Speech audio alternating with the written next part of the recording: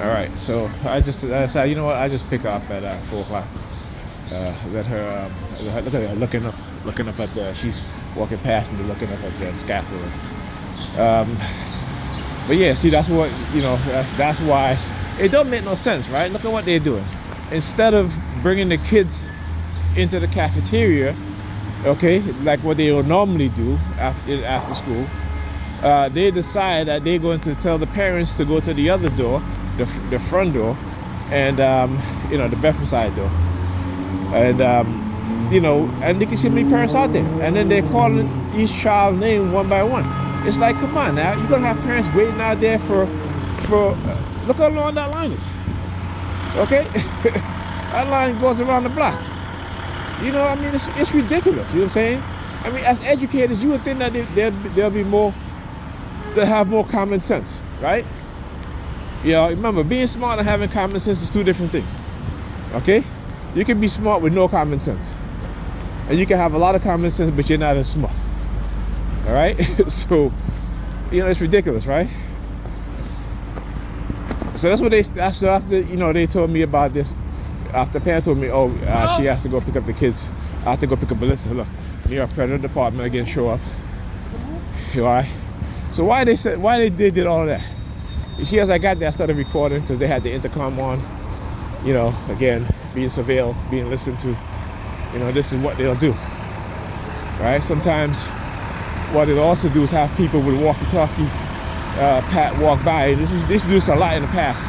The walkie-talkie walk by, and they would turn, and even police, even NY Predator Department, right? And they will turn on their walkie-talkie, so I can hear the dispatch, what have you. So they should do that shit a lot, right? These predators here, the NY Predator Department, right here, right? So of course they're going to show up. I'm not waiting in that line. So I said, you know what? I'm gonna let her go to after school. Because when we get home, she's probably gonna be tired and sleeping.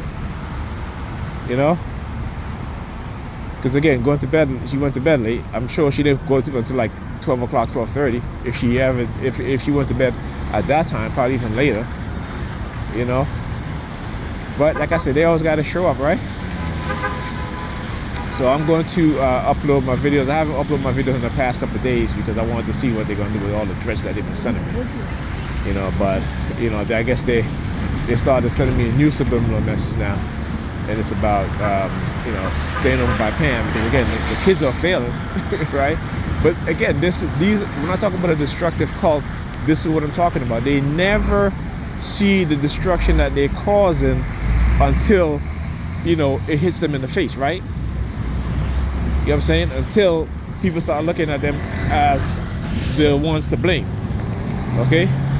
That is when they start to see and then want to try to reverse course, right, to make it seem like as if, again, they were trying to help. They're not trying to help. They know what it is that they're doing. There's a reason why they're called destructive cults. There's a reason why religion as a whole talks about being peaceful, but when you look around, there's all these war, all these fighting, all these dysfunctional behavior because of religion. So you can't preach one thing and then you do the opposite. And this is what religious people do. They preach one thing and do the opposite. They talk about religion being peace, but then they cause all the wars, right? They talk about what giving each other grace, but only when it applies to them, not to the other person. But they want the other person to give them grace. It's that sort of dysfunctional mindset. And it's the church, the black church, that is part of the problem, right? But the money's too good. The black church bring in billions of dollars every year and do nothing for the black community. Nothing. Except to drive a wedge between black men and black women, right? Because they pander to black women, tell them what they want to hear, okay? Again, they've been used as a tool for our destruction.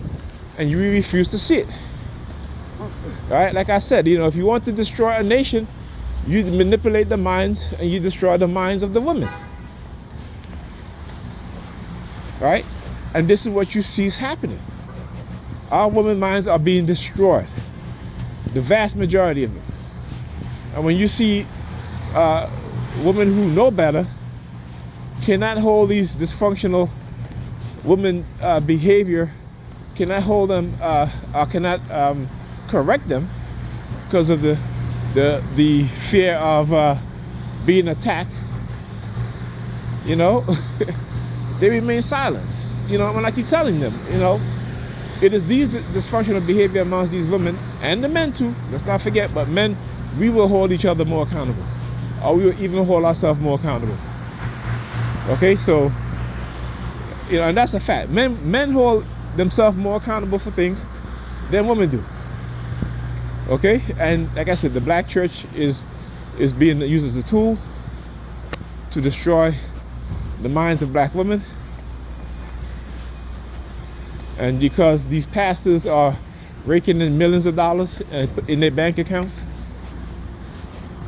you know, the money is more important. You know, so they will destroy their nation, the black nation, for money. And this is why white people will always use money to divide us. Always use money to put their gatekeepers in place. Okay, to gatekeep their white racism and the white racist system. Anyhow, I'll talk to you guys in the next video.